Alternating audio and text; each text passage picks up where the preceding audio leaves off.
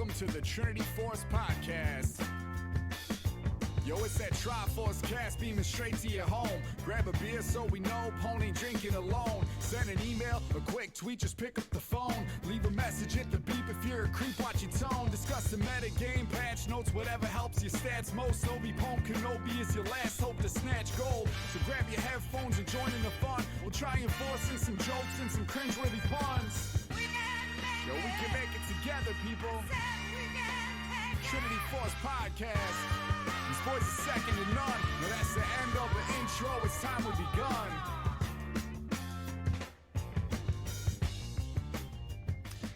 Hello, everyone, and welcome to episode number 774 of the Trinity Force podcast. I'm your host, N.A. Eric. Glad to see you all again. And tonight I have a couple of the podcasters with me. We have John with a J and Sean with an S, or Sean with a sh. Whatever you take your fancy. But today we're going to be going over Nilah. She's been out for like a week or so now, I think. She came out last week. And we've been putting in some games on her so we can give you a full rundown of what we think and how we think she fits into the game and current meta and stuff, counters, all that sorts of stuff. But yeah, before we get into that, guys, it's been a week. How the hell are you? Sean, how you doing, man? Hey, I've been doing definitely better since last week. I don't know, I've kind of been losing some weight here. I know on like 4th of July I was talking with my girlfriend's dad about we were talking about just like intermittent fasting and like keto and like different like diet stuff, like weight loss stuff. And I'm sure like most people, if they've like listened to podcasts, they've probably heard of those two brought up a lot. It's like a pretty common topic nowadays because both of them do work, and I've been trying out the intermittent fasting or whatever, and it's been working really well. Nice. Usually like it's recommended to do like an 8-hour window to like eat in, so I've been doing it later just to make sure I don't mess it up. So I won't start eating till like 4 usually, just to make sure that it like can't break it. And like for me, like the way I eat, like it's almost like breaking the seal, I guess you could say. Like once I start eating, I'll like constantly like snack and stuff, but like if I don't eat, I don't really get that hungry. So I mean Sure. it makes sense for me, and it, like I said, it's been working. I'm down like 15 pounds now. Nice. And I'm glad that you're taking you're taking your physical health seriously and going for that. Not that you weren't before. I guess I should have rephrased no, that. I was not before.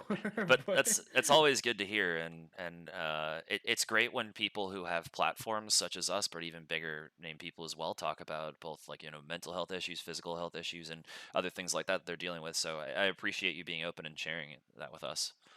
Yeah, that's awesome. Yeah. I mean, for the most part, I don't even think it's really that hard. Like, I feel like most people don't eat breakfast nowadays anyways. I guess like some people do, but I don't know. Like the other option is like keto, and I have like friends that have like done keto, and like the big problem with it is that it's not really sustainable. Like you eventually do kind of have to come off it, where like intermittent fasting you can kind of do it forever. Like it doesn't really matter. It's more of like a personal thing. Also with keto, like carbs are delicious. I don't want to give up Yeah. bread. I don't want to give up, like, I eat bread, I eat rice, I eat pasta. No, thank you. I'll figure out another way if I want to lose weight. No, thank you. Yeah, I had such a weird. I tried keto for like a month maybe, and like the stuff you start craving is just so weird. Like I was like craving like Honey Nut Cheerios, which is something like they're all right, but like normally you would never like crave them really, and it was just I've starting had to get that kind of before. crazy. Nah. It might be like kind of a nostalgia thing for me too, though, because I used to have Honey Nut Cheerios for breakfast when I was younger. Yeah, I mean I ate all the sugary ass cereals when I was younger. I'll eat Honey Nut Cheerios now because they're kind of toned down. Like nowadays they don't really like super sweet stuff. But yeah, I mean I don't know. I was not a big fan of keto, so yeah, intermittent fasting's been working pretty well. Nice. League awesome. wise been playing. I've been learning Kane. A decent Okay. amount. I probably like I've honestly basically like only been playing Valorant lately, but when my friends do get me to hop on League, I've basically only been playing Kane. I probably got like 10 or 15 games in on him, and like Kane kind of came out when I was like in the middle of like a big break from League, so I wasn't really there when he was released. And I guess I never really like gave him like a fair try. I know like a lot of like the high level like Kane players are like kind of notoriously toxic, and like there was like an aura around the champion that kind of made me not want to try it when I did get back to playing. And I don't know what changed. I said like fuck it, I'll just try it and see how it goes. And like he's so fun. Like I don't know, I just love playing that champion, man. Like I S- always have like these problems like picking a champion to like one trick, and honestly, I would have no problem like one tricking Kane because he is really fun. There's also okay, so I mean, one tricking Kane is actually like it is a lot more diverse than most champs because you have arguably four ways or several ways to play in between the two forms, and then even within those forms there's different build variants you can go with. So it's if you're someone who gets bored a lot with champions like Sean does, then it's definitely a good option for you. But I'm looking up your stats on Kane, and in your just on your not on your lower rank account, just the Sean eBoy one, through you have 14 games of Kane. What do you think your win rate is in normals? This is, yeah. God, I have no like 50. I don't know. No, it's 29. 29. That's rough. I mean, I don't really care. It takes But time to learn him, and you really need to learn that you're weak early, and it's rough to understand. Like you're really weak early, um, for the most part, especially against a lot of the junglers that you see nowadays. Like you're seeing a lot of volley bear still. There's like shit, I don't know. Like what are you facing in the jungle? Because I face a whole lot of stuff, and I've only been playing fiddlesticks, so it's always fiddlesticks versus X. I've been seeing a lot of Diana actually. yeah, I mean, nothing really like stands out. Just like standard meta Sure. picks right now. Have I would people say been yeah, picking Diana. have people been picking Poppy into your Kane at all? Have you played that No. matchup? Oh God, it is as a as Tough, someone yeah. who's played a lot of Kane and a lot of Poppy, it is so bad for Kane, especially early. Blue Kane, it's not as bad. Red Kane, it's so Oh, much worse. But oh my yeah. God, between the W and the E and just like the Q, which is like max health damage, it's just you cannot deal with like Poppy can basically negate Kane from doing anything, especially Ross. Like he just can't do anything in a fight. Yeah, I mean, I haven't played the matchup. Sure. I guess just not many people play Poppy in general. But I think like kind of playing a bunch of Valorant and almost like taking like a little bit of a step back from League, like the past like couple weeks, has like made me like realize like when I do play League, I just kind of want to have fun. Like Yeah. I don't really care if like obviously like at 27 or whatever you just said is Yeah. fucking terrible, but like I mean at the end of the day, like I'm a fairly casual player for League. Yeah. Like I just play with my buddies, so like I I don't know.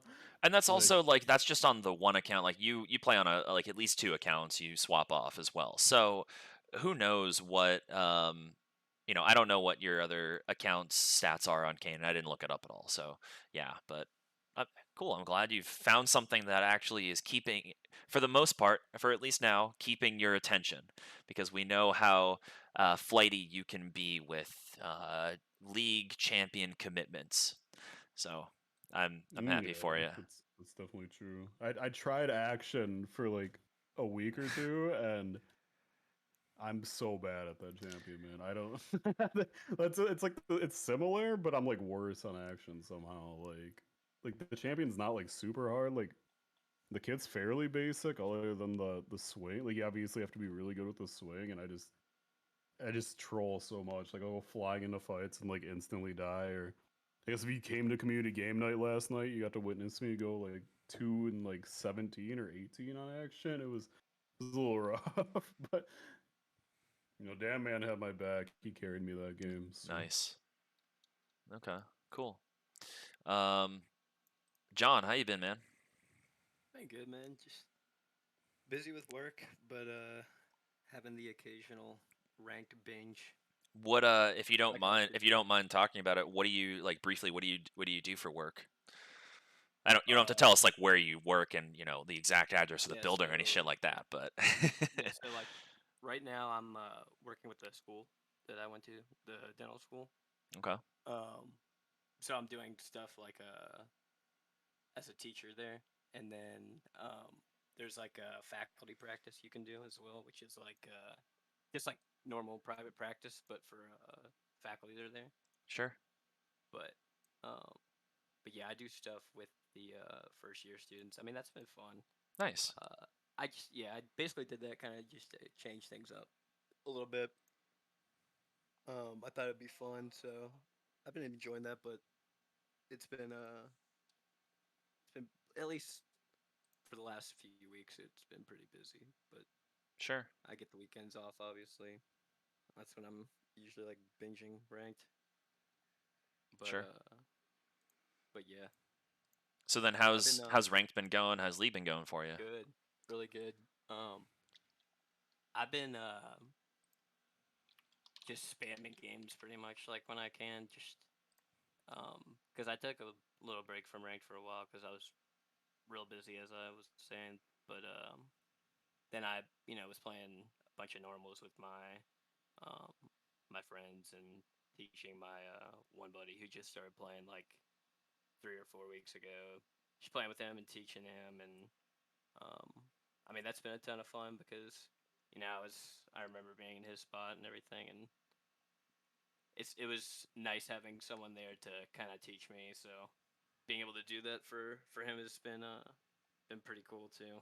So that's been a ton of fun, honestly. Nice, So I just play on my Smurf with them, and I've been enjoying that a ton. And then I played on my kind of to get back in ranked form.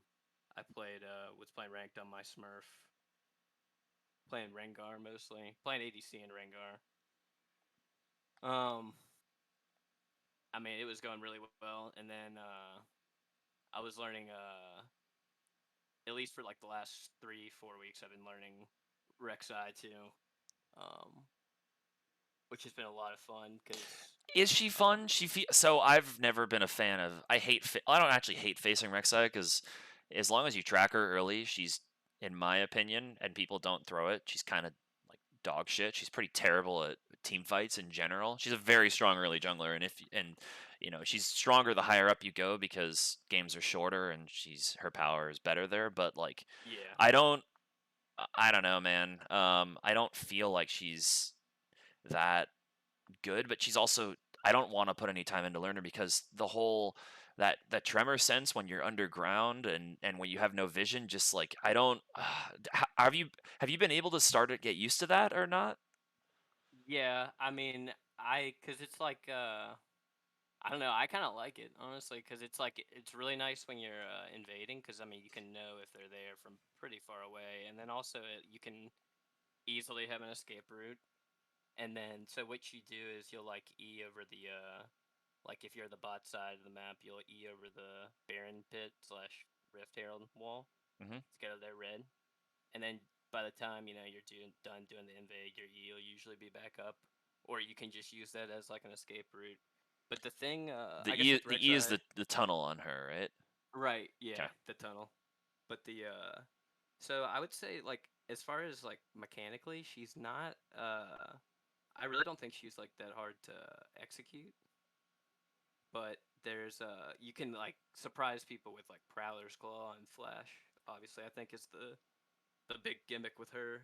And then like you're saying, like team fighting is obviously rough with her. Late game is rough with her, but I think the big thing with her is you gotta really push your win condition with her, and take the big opportunities to be aggressive because with her ideally when you're playing around a strong lane with Rek'Sai, you play to slow push a wave, and then once it's getting close, like 5 seconds from crashing, making sure you're there as Rek'Sai to make the play on them. Because if you can kill the enemy later, because Rek'Sai obviously is really good at diving. If you can dive them, push in like 2-3 waves, that can be like a 1100, 1300 gold swing, and that Sure. can make a huge difference. So I think the big thing with Rek'Sai is capitalizing on those plays to make your you have to get your win con ahead. You have to get people ahead as Rek'Sai. You can't be the only one that's fed.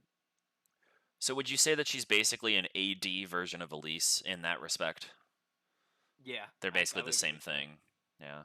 I would agree with that. Yeah, because her team fights are rough with her. I mean, it's like if you know what the champion does, it's pretty telegraphed. Like once you go in, you're in there. Sure. Like you have to find a target you can kill. Yeah. Cool. Okay. Yeah, I mean, I see that you hit diamond on your account too, which is nice.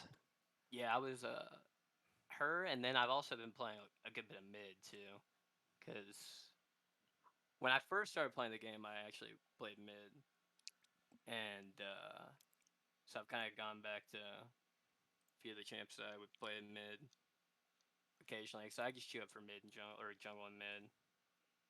But As recently I've most been as doing most junglers do, they queue up jungle mid yeah, or jungle support. yeah, That's basically what I find that junglers do. yeah, and then but more recently I've been last few games I've actually played ADC. Um, but I don't know. I mean, the last game I played of ADC makes me want to play more ADC. The MF game. Yeah, because that was a rough early game, but then we like big time came back um in that game. I mean, U.GG gives you the highest carry score in the game. I got some big ults off that game. Gotcha. That was It sounds like you're about to have your Sean arc here. You're like switching like 3 roles here. I Nice. like I don't know. I like playing I guess from having played a lot of AD carry, like I play similar stuff mid. Like I'll just play like scaling stuff. I like playing scaling stuff like Corki and like I actually used to play decent bit like when I first started actually. I played Cassiopeia and then I played her a little bit ADC. Um but she seems pretty good right now, I will say. She's hard She though. she I feel like the only you just have to be good at kiting and spacing with her. But yeah, she's definitely tough. Well, the thing, I tried to pick her up. I played a few games and I was like, okay, this shit is not for me. I knew. But I tried to pick her up before her W range change. Because now Okay. you can cast it wherever. Before, it was always being cast at a fixed range, and I found that extremely hard to use. Yeah, and then I mean you have to get used to her. I think the big thing with her is you just have to get used with the CSing with her E, the auto E. Sure. It's tough at first, but once you get that down and like you can just CS well with her and get the doing the R flash is pretty big on her. Like Sure. catching people off guard with that. Same with her W. Like I feel like her W just catches people off guard a lot because it's people just forget that what it does. Like you can't flash or you're grounded in it. Like you can't move. Yeah. Do any mobility abilities. Yeah. Very true. So you can do like W flash, R, and then just like start doing the auto E, auto E, auto E constantly. Yeah. Yeah, she definitely becomes crazy if there's no long range lockdown for her or like Oh yeah. poke to put her out. Like if you're a mid range or an engagey team comp, you're and not unstoppable engage like a Malphite R or I don't know, like a Callista throwing someone in with her R. Like it's Yeah. you can't deal with Cass. One of my favorite things to do with like when I'm playing against her, because like you have the ult with if you're looking at her, you're stunned, and then if you're Yeah. looking away from her, you get slowed. Who was like the pro player who made that play where it was like insane, like pixel perfect, where the cast like flash ulted on the some ADC, and he like insta turned his back away from her, and then like just killed her. I don't Someone did know, that, but I'm inclined to but think it's a Korean or a Chinese player. yeah, I saw that, and then I like I tried it one time, and they didn't flash, but I knew they were gonna ult, so I turned my back to them, and then killed them. And I know that's like having played Cassiopeia before. That's so frustrating when someone does that and like knows that like how that works. I'm trying to We'll see if say, I can like, figure it out. Alt dodge. Sorry, go I ahead, feel John. like miasma, like the W, is such a crazy ability, and it like makes such a huge difference between like good and bad casts, and you can tell like instantly Definitely. because like the bad ones just like waste it, and it's like it doesn't do much if you just like throw it out willy nilly, but if like you use it right, it screws like half the champions in the game. They're like based around mobility, so Yeah, like exactly. I like to play her into Katarina. So Katarina, like yeah. she jumps near her dagger, you just W, and then you get your poison started. So Auto E, and then you just continue doing that. It does so much too with Conqueror. are you, John, are you talking about, are you sure it was an ADC with it? Because I'm seeing a clip. I just Googled some cast ult dodges, and one of them was Faker playing Katarina against someone, and like That's what it almost, was. yeah, Yeah. Pixel Perfect dodged it. Yeah, Yeah, that's who it was. it's wild here. Yeah. I'll just go back here so the viewers can see this. It's nuts. It was Yeah, I perfect. saw that clip and I thought it was super cool, and I tried it, That's but insane. obviously I didn't execute it like this. Yeah. Well, Faker can play anything so well. he so can. Did you guys see the So video well. of his Nidalee spear parry? Have you guys seen that? No. Oh my god. Okay. It was insane. Nidalee spear dodge. It's already like oh no. Here we go. This right here, I'm gonna link it in our Discord here so you guys can watch it, but I'm gonna play it right now on stream as well. So he's recalling, he's playing Fiora, he's mid lane. Mhm. The other jungler is Nidalee, and he's like alt tabbing and F keying around and shit. And he's 200 health, like he's low, and it's just insane. Like I'm just gonna let it play right now. Like you can see on the video, he's recalling and stuff, and then he's alt tabbing around, he's F keying, and all of a sudden, boom! Like that's absurd.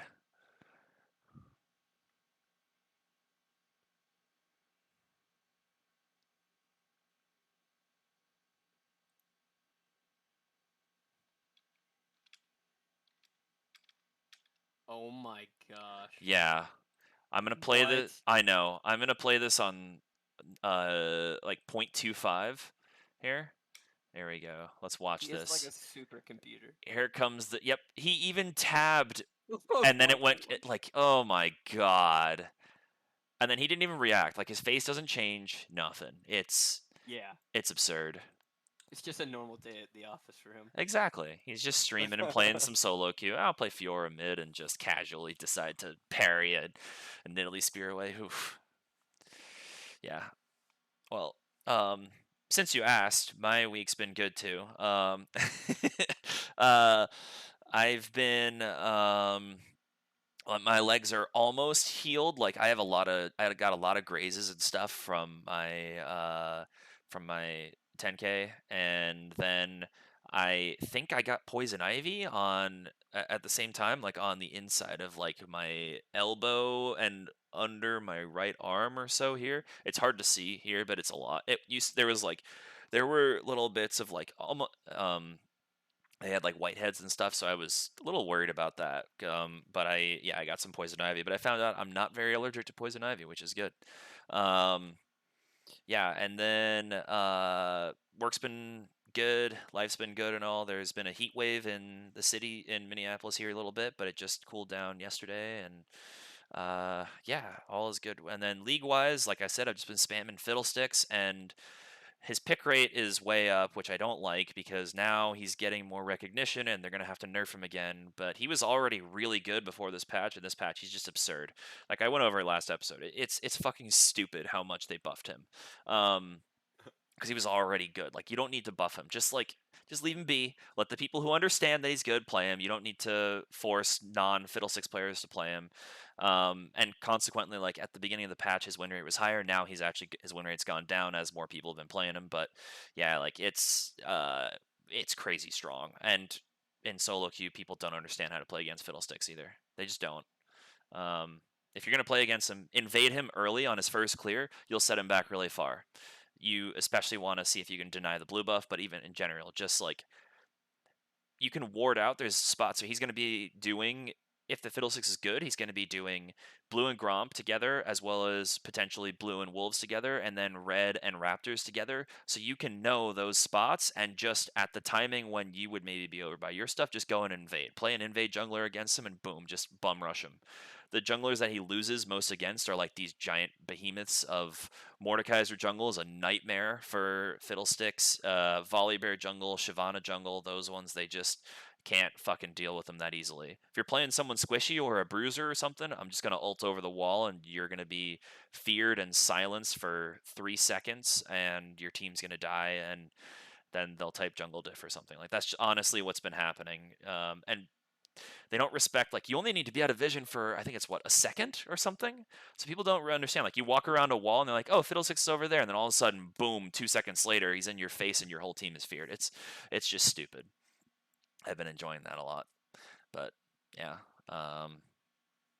yeah, League's been good for that so far. I haven't been playing any ADC. I haven't been role swapping. I haven't played much Kayn lately. It's just Fiddlesticks,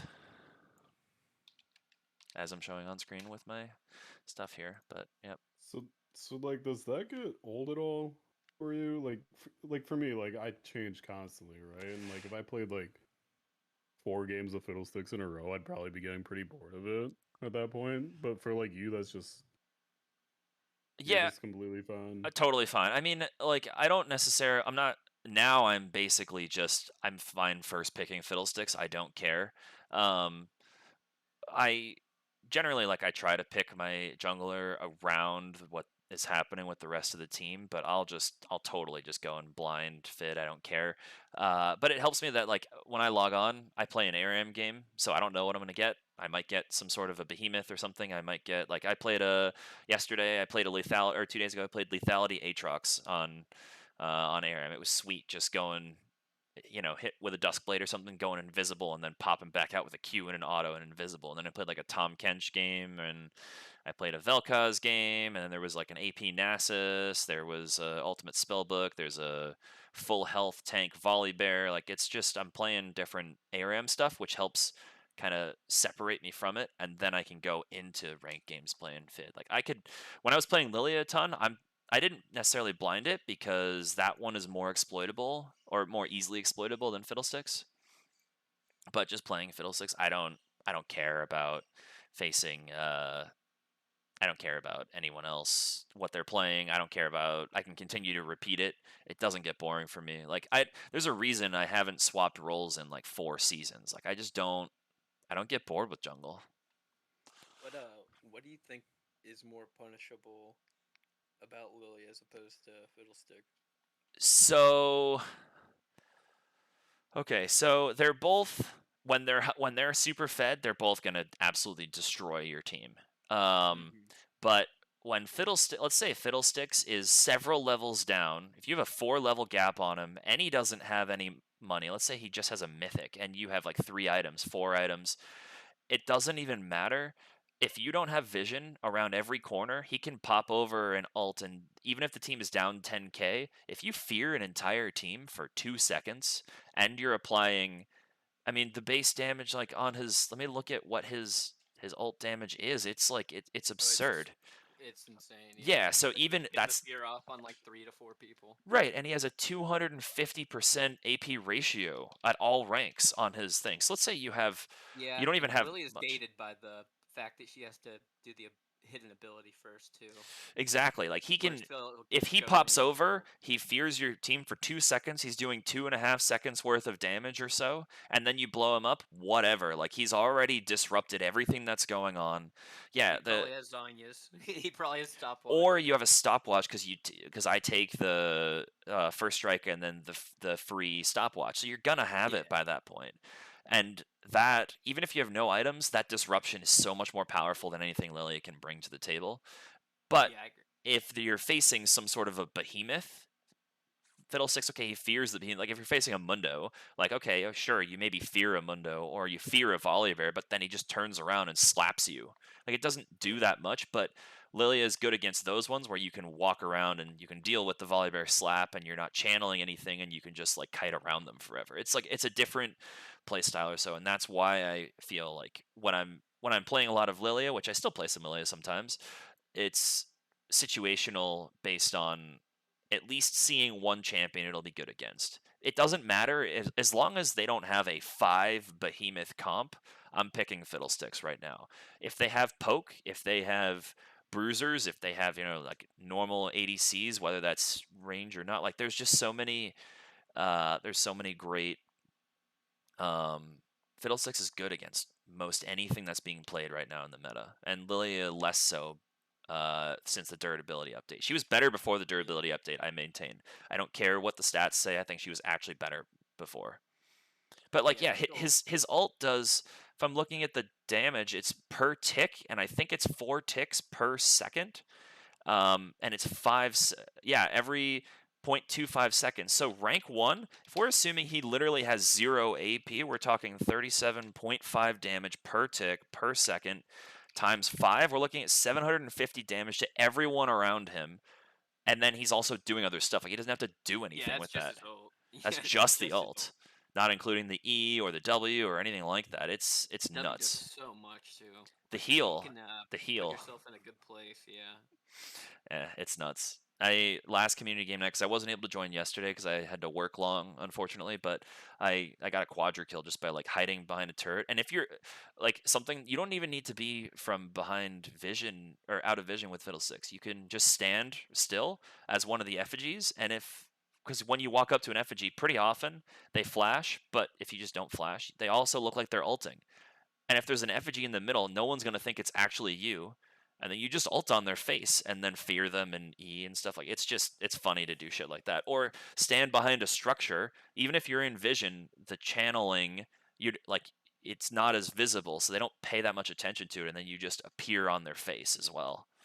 Yeah, one thing I like to do too that I've done as Fiddle is like put like a one of the trinkets in a pixel brush, and then hide over like where the dragon wall is, and then as soon as they walk up to it, they just like, oh, they think it's like the ward trinket Fiddle, and then you just ult over the wall, or like just silence Q W them. The best ones though are like that's totally true. The best ones are like the walls where normally if someone's playing Zac or Nunu, they'll ward deep, but they don't against Fiddlesticks. Like, if you're playing on red side and that tri-brush next to the red side bot side turret, that's pretty protected. Like they don't. Yes, they'll ward over that wall, but they won't ward in the brush, and you can stand in the brush and land over the other side even when they're not in turret range and fear them. Yeah, if they're near the turret, yeah, you can hit them. Exactly. Our bot lane was getting smashed in a game yesterday, and I did it 3 times in a row, and they never learned. They never learned. I don't understand. Like once it happens once, okay, go ward that, or don't. Or if you're gonna siege the turret, stand on the far, like against the wall on the edge of the map. Like it doesn't. I don't know. Just like adapt your behavior based on the game. But I don't know. I like one of my favorites is the one you talked about last episode, where it's like in mid behind the one of the like side walls. Yep. Where you can just stand on like the like midpoint of one of the side walls there. And then you just hug it, and they can't see you around the vision, and you can just ult into the middle of the lane. Yeah, or what's really fun is placing an effigy in a brush, and then standing yourself. Also, even if you're on vision, or even if you're not on vision when you stand there, even if they place vision, they just see a couple of effigies, and you just stand there, and they may walk up and try and clear it, and then you just attack them immediately. Like I cheesed, I think it was an Azir or something when he came up to try and clear. He cleared one effigy, and the further back effigy was actually me. And then when he got in range, I just ulted on his face, and then I just queued him, and then he's feared still, and then the silence and stuff. Yeah, There's so much fun shit you can do with fiddlesticks and little walls that people don't expect. Like, oh, okay, we pushed him out of the fight, appears a second later and ults on your face. Yeah, he Yeah. is a fun champion to play, especially when you get his clear down. Yeah, his clear is pretty difficult, but yeah. Well, it's very different, but yeah. Well, in any case, this isn't a Fiddlesticks pod as much as I would love to continue talking about Fiddlesticks. This is a Nilah pod. So I've played some Nilah. I've played with her. I've played against her. I mean, Sean, what's your initial impressions of Nilah so far? Like, how do you think it overall? Like, do you think she's pretty balanced? Is she overpowered, underpowered? Like, how does she fit right now in the meta and all? So I'm in the same boat as you. Like I didn't actually play the champion. I've played against it a decent amount. I'd say right now it is like pick or ban. Like every game it's banned like 50% of the time or some Yeah. shit like that. And even then I'm not queuing 80 carries, so like I'd have to queue 80 carry to even get the chance to play her, and even then it's just like a huge mess, and I don't want to go through that right now. But like to me, it seems like very similar to like a Yasuo or like a Yone or like a high skill cap melee champion that can make like highlight reel plays. But right now, obviously, she just came out, and people aren't gonna be great at her. And like pretty much every Nilah I've played with or against has been like not like noticeable even really, or I didn't notice too much from them. I don't know. It didn't seem like they were very strong. It seemed like they were just kind of getting stomped every game I played with them. So right now I don't have too much of an impression, but it would not surprise me if like people start picking her up and playing a ton of her and get really good at her. Then it'll be similar like a Yasuo, where if you play like against a bad Yasuo, like pretty much useless champion. But if you play against a good one, they're 1v5ing your team and the game feels unplayable. So that's my opinion of it. Okay. Yeah, I'd agree with that. Like I've played against it a good bit and with it on my team. I've only played 2 games of it personally. Um, I think she's strong, but yeah, I would agree. It's like it's situational. Like I think it's about the pilot of the champion Sure. and also the your support. I think is an important thing as far as that. It's like Samira, somewhat, because you have to if you have a good support um for that champion, then I mean she can 1v9 like Sean was saying. But if you have something that's not good with it, I mean it's gonna be a really rough lane, especially if the enemy team has ton of range. Like the first game I played of her, I played against a Swain Senna bot lane, Oh my god. and that was rough. Um, Second game I played her, I played against a Varus Blitzcrank, and like that was better, but still like Jesus Christ. still pretty rough. But yeah, I mean it's similar. Like Sean was saying, I think it's similar to Yeso in that like if you can play that style of melee champ, and as long as you can just get through the first few levels and stay healthy and not miss too much CS, because her passive is nice to make up for some of that as well. Like that you lose in gold, at least you get experience, like extra experience no matter what. Yeah. But I don't know. I would need to. I want to play more of her. She's definitely a lot of fun, and you can have a lot of. She's a flashy champion for sure. Like you can have a lot of pop off moments at like in team fights with their ult. If you can get like a 3 or 4 man ult, and then like W, and then just like Q, and then start autoing their whole team at the same time, it's pretty crazy. Especially if you have some items on her. But it can be very rough. It can be very rough, and like you can, like Sean was saying, like if you're behind, you're just gonna be useless. Like you can't even look at the enemy team if they have range. Yeah, like her toughest matchups on stat site here are like Seraphine. Okay, Seraphine's strong. The new Sivir, which also, by the way, feels fantastic. I'd play like Vigor, Yeah. Jin, Zeri, Yeah. Misfortune, Caitlyn, Jinx, like all of them 47, and then Vayne, Draven, all of them less than a 48% win rate against him. Like she's getting rocked by all of them. Yeah, I could see that. Swain, as the saying, is Yeah. really rough too. Yeah, Sivir is, I'm sure, pretty rough. Yeah. Yeah, I'd say like I played her in practice tool just to understand, what her abilities did, what the mechanics felt like, what could she buffer with flash or things like that.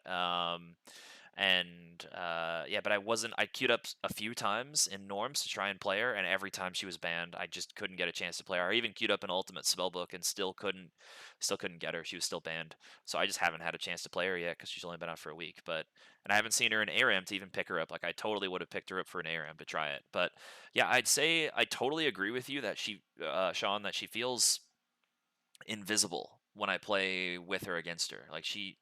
I forget I have her on a team. Like, okay, it's just a faceless bot laner.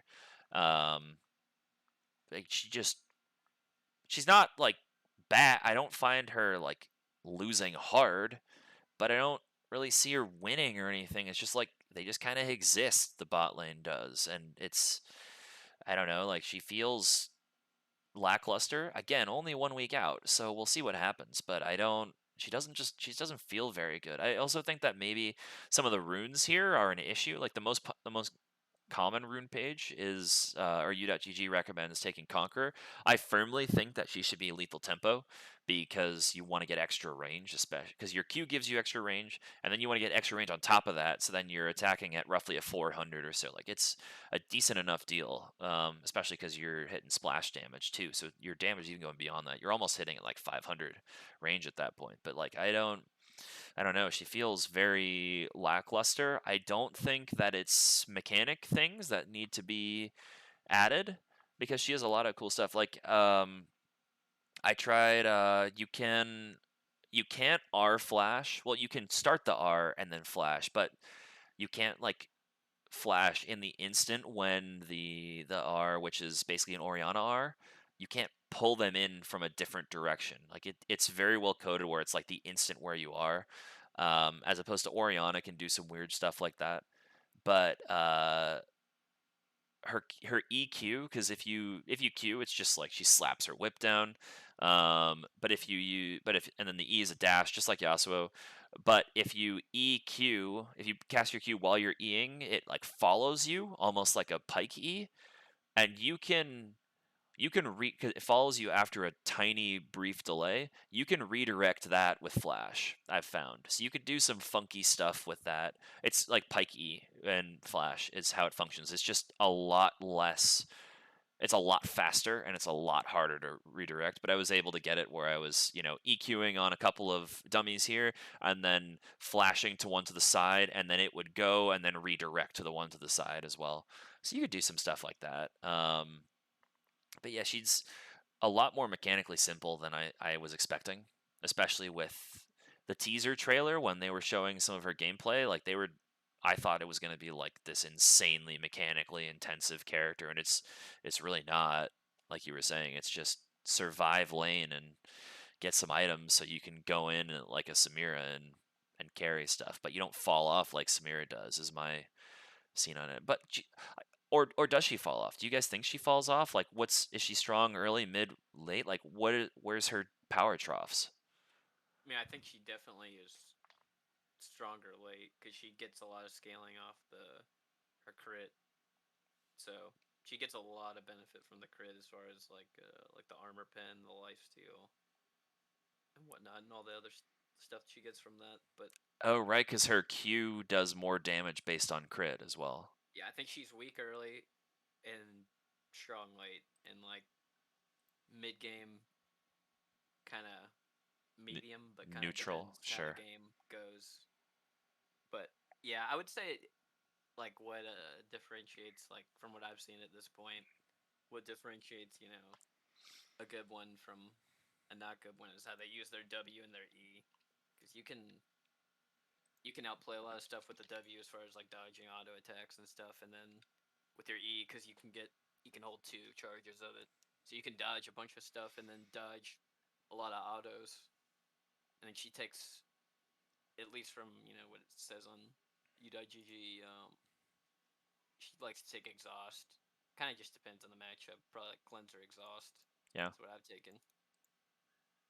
But yeah, I agree with you as far as the lethal tempo thing too. I've only tried Conquer, but like I feel like it's similar to Yasuo in that like if they have a bruisery team, then Conquer could be good. But I mean, if they have like a squishy team with a lot of mobility, like lethal tempo could definitely be better.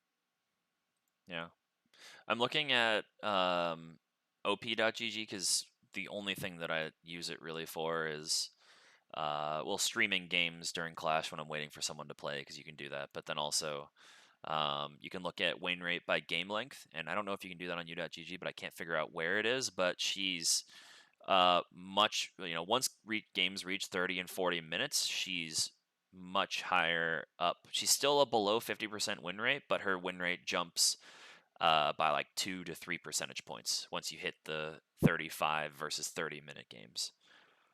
Which One is thing I just saying, just like you're saying, like if once you get through that, once you get a few items, you're actually a lot more effective. Yeah.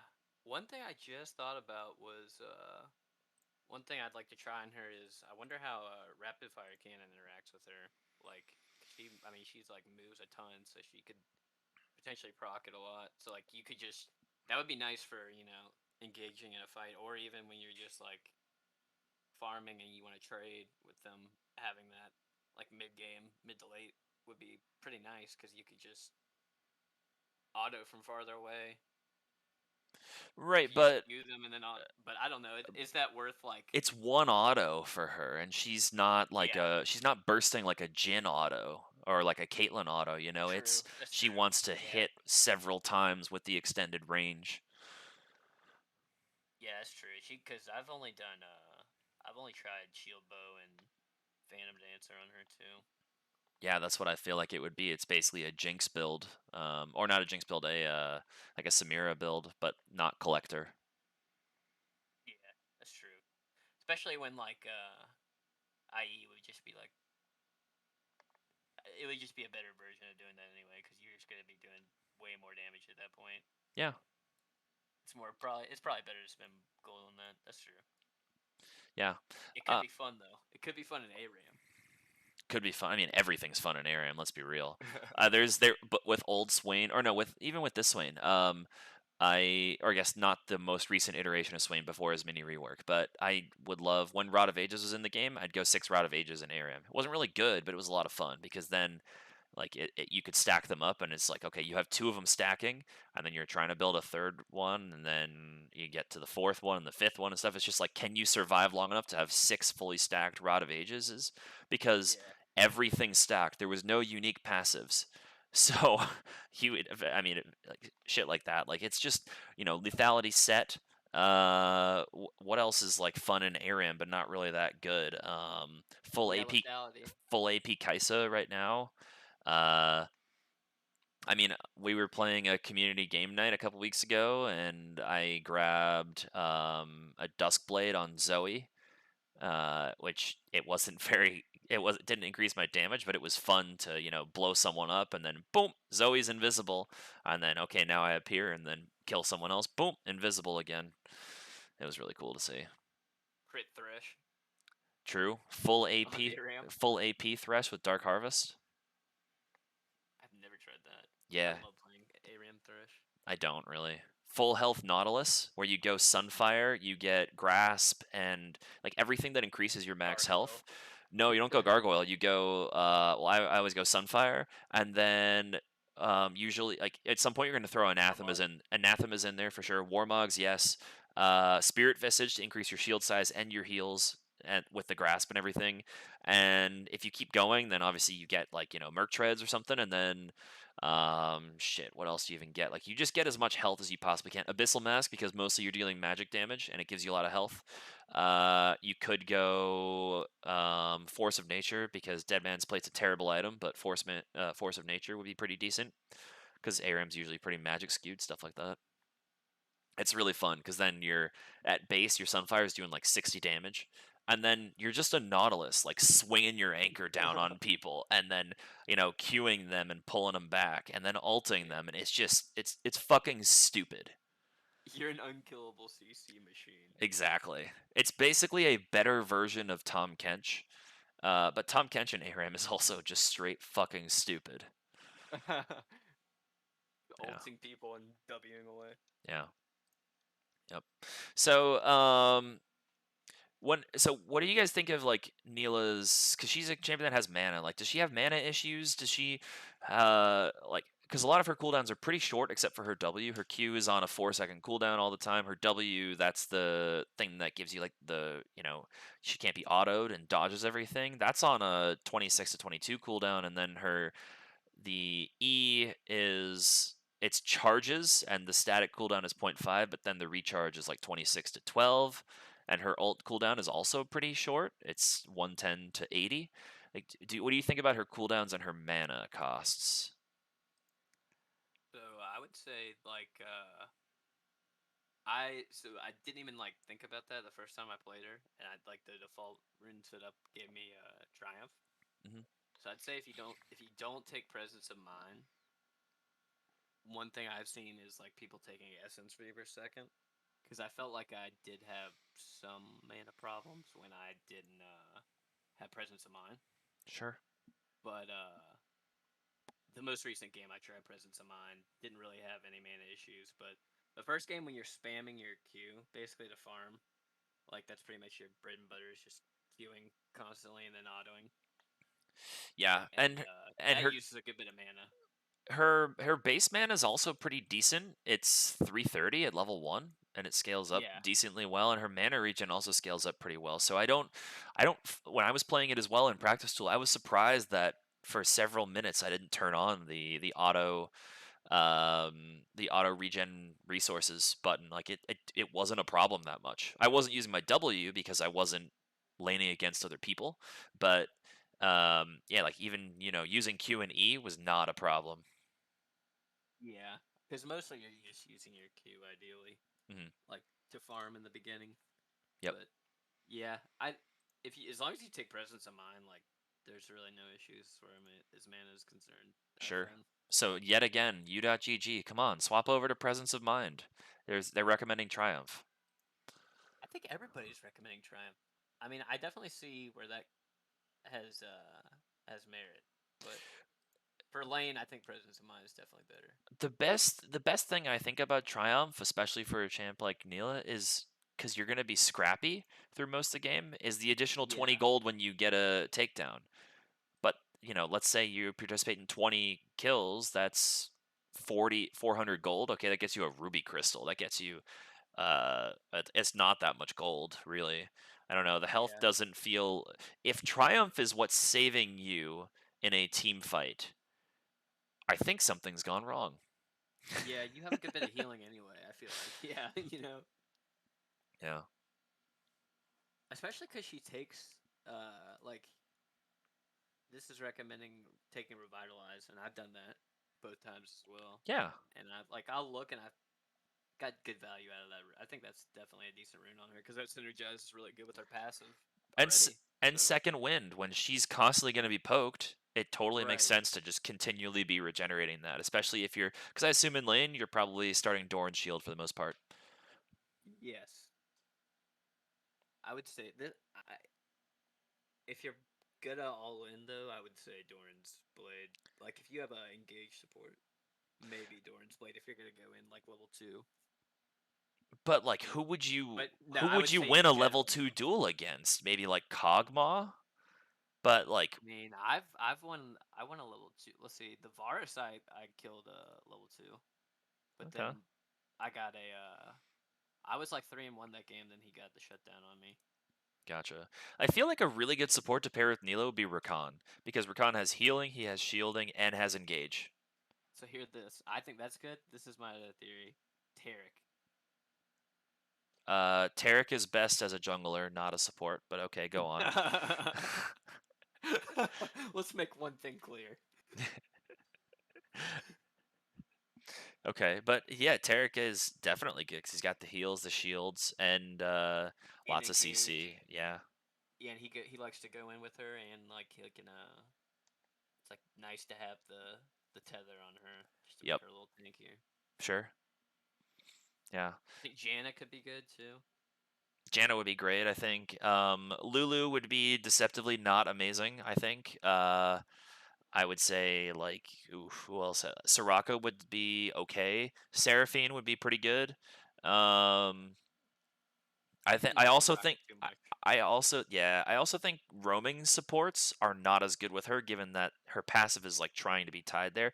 Yumi True. would be terrible for lane, but you're getting like max value out of the passive and the heals and everything. Like Yumi would hit like be upgrading her abilities so fast.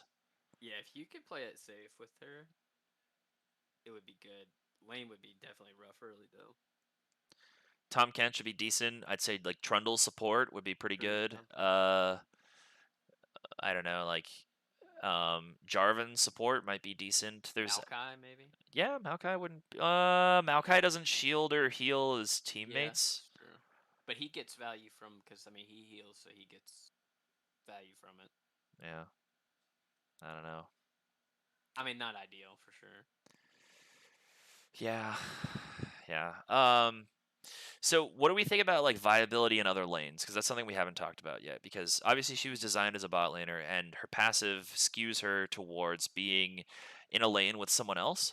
But what do we think about her being able to be played in other roles, whether that's support, jungle, top, mid? Sean, I'll give you first crack at this. Like, do you think there's any viability, and if so, where? I have no Oh man, I've been talking so long. Lost my voice.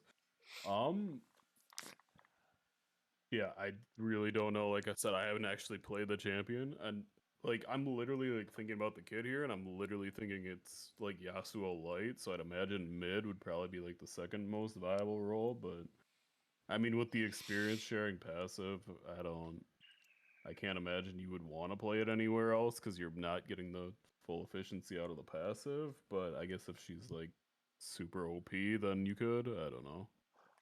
Here's a crazy thought. Well, so I personally think like if you're gonna play her in another role, uh, I have to watch a video on jungling because I right before we came live, I tried to jungle clear on her and it was very unhealthy. And I played her like twice, keep in mind, but it was very unhealthy and it was okay timing, but I 5 camped everything but Gromp, and I ran out of both refill potions and my smites, and I was at 100 health, so I wasn't gonna be able to kill Gromp. I had to just like exit or recall at that point. Um, and she doesn't have CC to be able to do Scuttle Crab, which is a big issue. But what about going Nilah, Yumi, both of them mid, and you have a bot laner that can sustain solo? Because Yumi's going to get all of that combined, and then you're not risking someone else dying to ganks.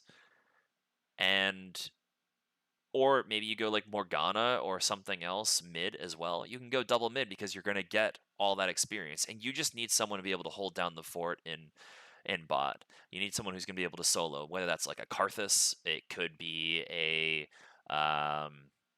Gragas tank, it could be shit, I don't know, but like something. Lissandra would be okay. Ari would be decent. You could just do something like that, and really, you draft Nilah. Nilah could totally be a B1 because if she can clear effectively, which a video that John sent me said that she can clear, like a full clear in 305 or 310 or something, and then if she can jungle decently and then be bot lane, she's designed as an ADC, so she can play there. If you could put her in mid and then rotate a support over with her, that sounds disgusting. Am I theory crafting too hard? No. I think there are a lot of mid laners that don't put a ton of pressure on the lane. Like control I'd say like a lot of like control mages don't usually pressure. I guess at like a high level they probably do, like they when they know how to play the lanes really well, but like if you're playing at like gold or like plat level, like if you play against like a Victor or like an Oriana, they're probably not gonna put a ton of pressure on you. So if like you get through the laning phase against like them, then it's probably fine. But I'd imagine against assassins, you're probably just gonna get stomped on her. But like I said, I'd have to see it. Like, I have not seen a ton of the champion yet, so Well, but the thing is, I don't think you'd have a problem in mid, like you're saying. Like, yeah, you probably wouldn't have enough pressure put on you to where it's not a beneficial pick. But the problem is that you'd worry about bot lane getting destroyed because you need to put someone down there, and it's going to be a solo person then in that case. So you need a more passive bot lane. So maybe if they draft like Zeri and something else, you could put them in bot lane or a Twitch something. But you need someone. There's not a lot of champs that can 2v1 and not lose super hard, especially when a jungler is going down there. Maybe a Mordekaiser wouldn't be terrible in that spot. But my worry isn't so much in mid, it's with bot lane not falling down because bot lane doesn't have that, for the first 5 minutes, they don't have the extra protection in turrets like mid and top lane do. So that's like you could realistically lose your turret in the first 5 minutes, lose all 5 plates, and then your entire strategy is fucked. And their ADC is huge. Exactly. So like there's not a lot of champs that can 2v1 against. We're assuming this isn't like a Caitlyn Karma bot lane, right? Let's assume it's something that's like pretty neutral. It could be a Felios X, it could be like Samira X. You're not looking at a Draven that often. I mean, shit, what are the most popular bot lanes? Let me even look. I have it up on screen right here. Bot lane by pick. Yeah, if you're facing Sivir as a 23 right now. But okay, Ezreal and something. You're not going to like get rocked by Ezreal. Kai'Sa, you're not going to get rocked by Kai'Sa. You're not going to get tower dove and rocked that easily by Jhin nor Twitch. Sivir, not really either with the way that they changed her. Samira, maybe. Lucian, yeah, you'd have to worry about that. You probably couldn't swap there. But Vayne, yes. Zeri, totally fine. Draven, no. Caitlyn, no. Ashe, probably a not. Misfortune, hell no. Callista, probably also no. Tristana, no. So it depends on the matchup, but like there's lanes where realistically they're not going to put that much pressure on you, assuming that the support isn't, uh, you know, someone who's going to also just wreck your face, and the jungler isn't constantly down there. You'd probably have to do bot side protection on the jungle and leave top side weak side. But I don't know. Like I'm just trying to theory craft because her passive, Nilah's passive of the experience sharing, really introduces her up to some really unique team comps, both for like amateur competitive stuff, like when people are doing Clash, or in competitive leagues like Kaib is in one, or other podcasters in the past, like I've participated in one too, doing stuff like that, or especially in pros as well. I'm just trying to think of like all the different variations that this very new mechanic is introduced. I know I kind of monologued there a little bit, but respond how you will. As someone who's made quite a few new accounts, and when you play like within like the first 10 levels, you get like a lot of like messed up games where like one team will have a jungler and then like there will be like two top lane or whatever. And like I'd say in general, like if you play well enough, like and as the one top lane, and you like obviously if you just walk up, you're gonna get shit on by two people. But like if you like sit there and wait it out, then like usually you can hang in there long enough that like you out level them, so you'll like hit level 6 by the time they hit like level 4. And like at that point you can pretty easily 2v1. So like if you're like talking about this like wacky ass strat, like you could probably run like a tank bot, like an Ornn or something, and like just like wait them out, and then try to either like bring your jungler down and then 2v2. But I don't. I mean, maybe I'm just when you like make a new account too. You're obviously playing against new players, so maybe I'm just playing. I was like playing against shitty players when I experienced that, but like maybe it wouldn't work against good players. I don't know. I figure But that like, yeah, it's a wacky strat, obviously, right? Having a 2v1 lane bot. Sure, I figure if you're gonna do it, you send someone like maybe a Gangplank would be the most aggressive, but like Gangplank, Aatrox would be okay to send down. Mordekaiser would be okay. Um, Ornn, like you said, would be good, or I think Gragas would be very good. Set would be pretty decent. Like these champions that if it's pretty dicey to dive them would be good. Alawi would actually be pretty decent down there to 2v1. I don't know. I'm just spitballing right here. I'm just stream of consciousness. Yes, I have a note that says viability in other lanes that I'm looking at, but I don't know. Like I'm just trying to think of new stuff here. I think in Pro it would be punished a lot more, but I think if you took like teleport Karthus, or if you did like teleport in top and bot, assuming that bot might go that far behind, you could go like Karthus and go, you die, okay, you clear the wave and stuff and you die. You teleport back, it might happen a couple minutes later, and then you could just walk top, relieve your top laner teleport down or something. Like there could be macro rotations to cover for this strat. Meanwhile, there's two people in mid lane who have perma mid prio and are not necessarily killing, but like shitting on this mid laner. Then your Yeah. jungler can just fucking wreak havoc wherever he feels like it because you have perma mid prio.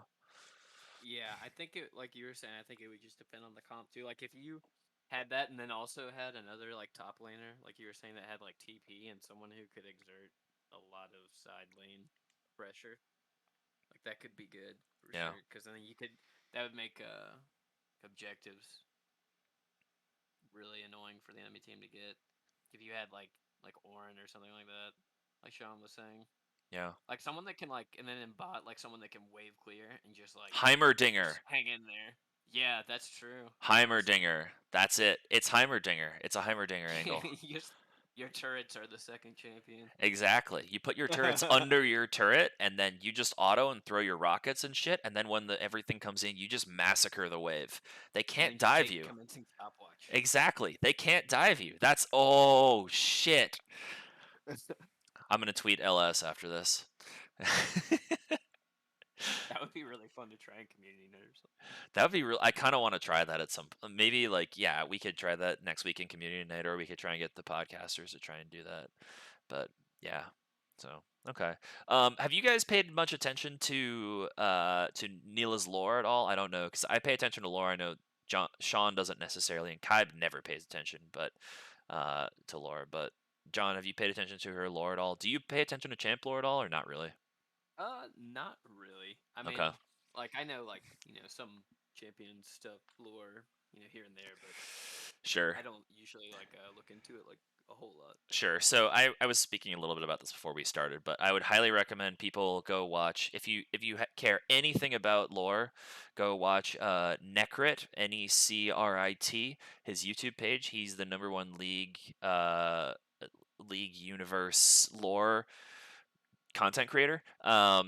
Fantastic. He goes through and doesn't read the stories necessarily word for word, although a lot of times sometimes he does, but then he'll link it in with other stuff and explain how this is connecting to this story over here and this stuff. And Nilah's lore is fantastic, but if you want to get, I would highly recommend, he dropped a video today, or maybe yesterday, and then dropped one when Nilah was coming out, or maybe a couple, but so that's, you go watch those for the longer stuff. But TLDR, Nilah has a demon within her water orb that's hanging on like a chain around her belt or whatever. It's like around her waist, that little water sphere thing. And that's the demon of joy, like joy. And so there's at the newest story that was released here. Oh, let me just find this. Christ. Nilah news story. Let's see if I can find it.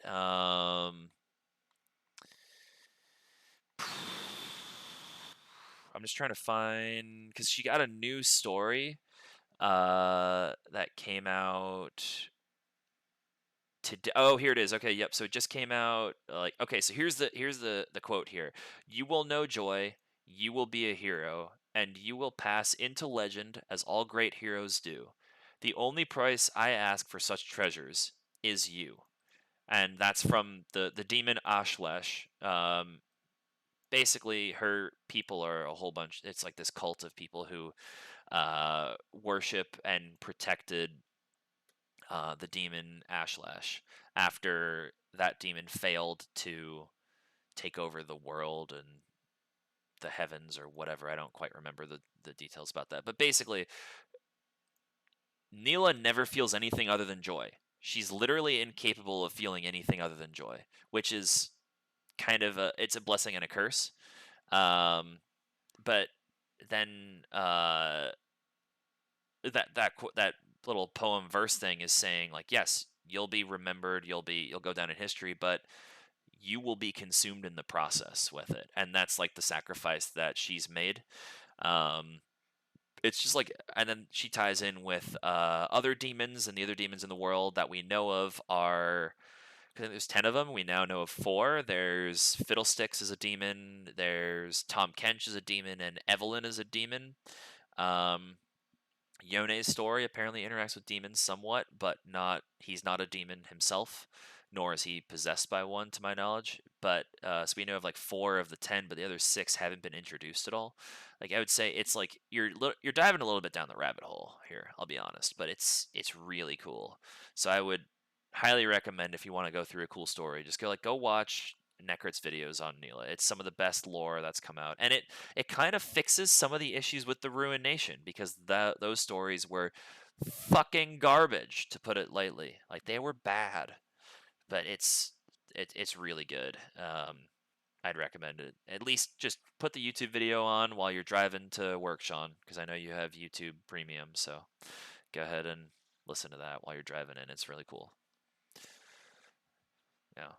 But that's that. It also, I guess you guys haven't paid that much attention to it, so there's not that much more discussion about it. But yeah, shit, I don't know. Like,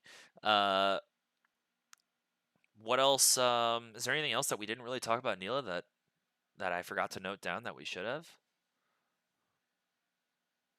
I don't think so. I feel like we hit everything. Yeah. I think so. Yeah. Her skins look pretty cool, I will say. Like, and her champion model's pretty cool.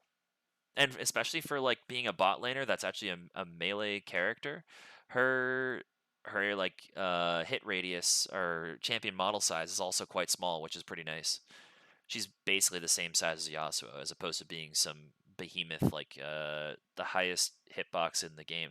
Question then, who do you guys think has the largest hitbox in the game? I heard the answer a while ago, but I'm trying to remember what it was. It's a Cho'Gath after like 15 So how ult. much- Okay, we're talking at level 1. Level 1. Oh. Level 1, no items that augment your size. Go with Scion. Okay. That's a good guess. Maybe. It is not Scion. Warren? It is not Ornn. It is Galio. Galio. Really?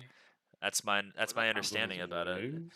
I think his wings, that he just has a very large one. I think Tom Kench and Scion are pretty close up there, but Okay.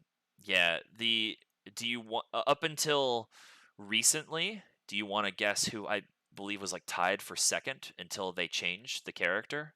Ooh, I know this one. Yeah, okay. Sean, do you know then? Okay. John, what is it?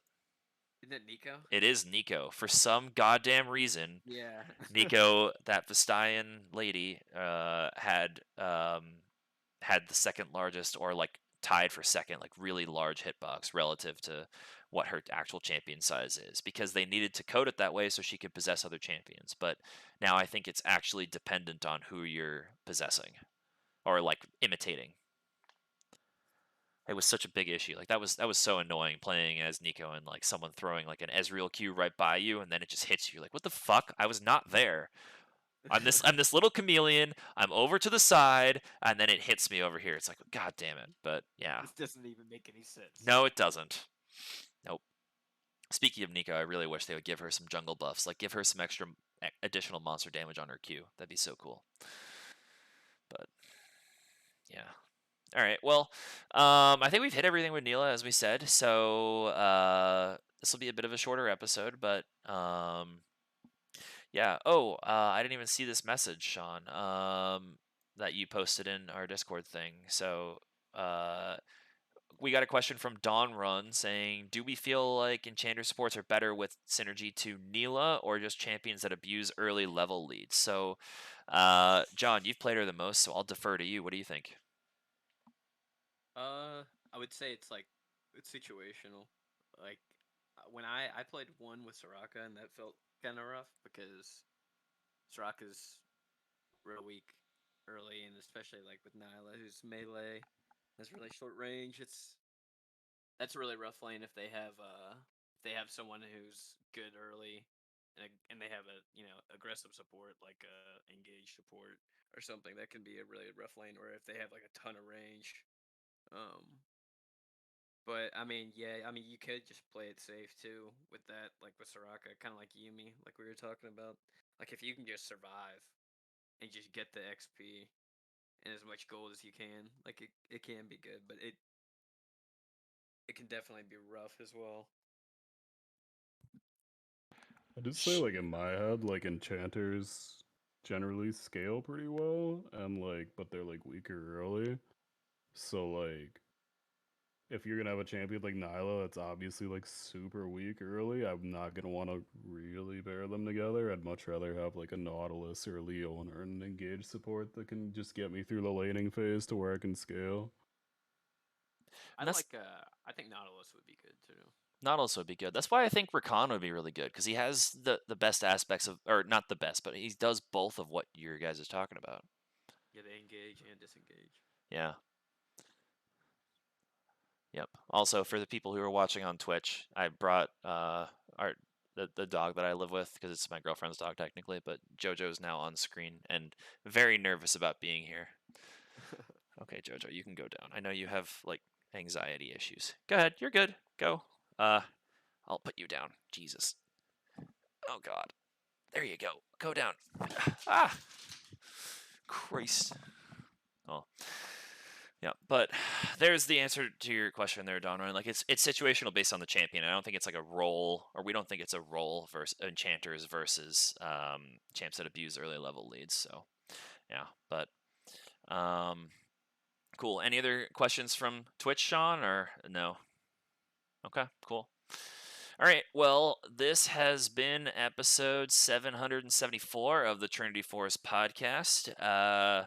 Thanks for listening, everyone. Remember, we have if you want to send any questions or suggestions or anything to us, feel free to email us at questions@trinityforcepodcast.com. You can also submit some feedback in the feedback thread of the Discord if you want to find that Discord and you're not in it currently. You can find that on our website, which is trinityforcepodcast.com. And then please go in and submit your answers if you feel so inclined to in our Discord at the question of the week to the question of the week, which we posed last week, which was, I guess, this question of the every 2 weeks, every fortnight. I would say bi-weekly, but bi-weekly is problematic because bi-weekly means both twice a month and every 2 months. It's just English does not have a differentiation between that, as well as bi-monthly could mean every 2 weeks or every 2 months. Like it doesn't work.